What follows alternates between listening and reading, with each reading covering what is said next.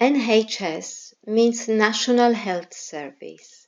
In the UK, free NHS hospital treatment is provided on the basis of someone being ordinarily resident. All others, for instance those who are temporary residents, may be charged for NHS services. Treatments at accident and emergency departments and at GP, general practitioner, surgeries remain free for all. Regardless of their eligibility status, some categories can have free treatment. If granted refugee status in the UK, if seeking asylum or temporary or humanitarian protection until the application is decided, also including appeal if you have appealed. If receiving support from the Home Office under Section 95 of the Immigration and Asylum Act, or also for a failed asylum seeker receiving support from the Home Office. However, once you are considered residents in the UK, which means that you have the status of indefinite leave to remain, remember these terms, indefinite leave to remain in the UK, you have equal healthcare attention and free access to healthcare as any citizen of the host country of the UK, from anywhere you come from.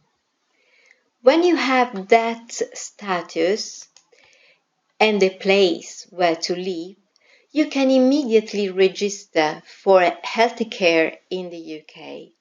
This is done with a general practitioner, which is usually called simply GP, general practitioner. You can choose your own GP practice, although some practices may refuse patients if they do not live in the local area of the practice itself, or if the practice is too full. That is, that there are too many people already registered, so there's no space available.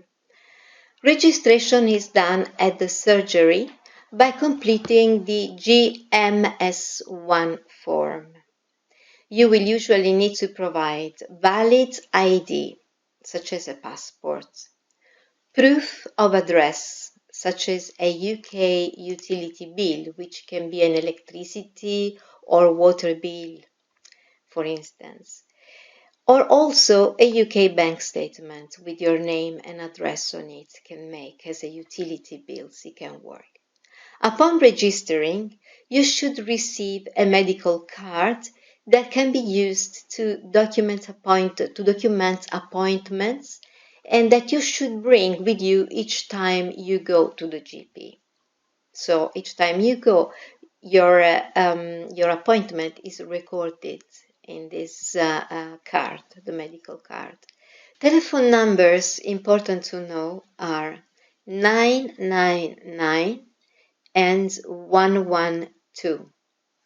These are the UK's national emergency numbers. These numbers should be used only when urgent attendance by the emergency services is required. For example, someone is seriously ill or injured. An ambulance will be sent if it's a life-threatening emergency. The number 112 operates exactly the same as 999. The difference is that 112 works from any mobile phone from anywhere in the world. If you are in immediate danger, call 999 and ask for the police. If you can't speak for any reason and you're calling on a mobile, press 55 to have your call transferred to the police and they can listen to what happens.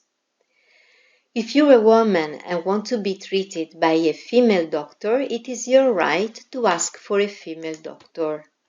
Where language is a problem in discussing health matters, a professional interpreter should always be offered, rather than using family or friends to interpret.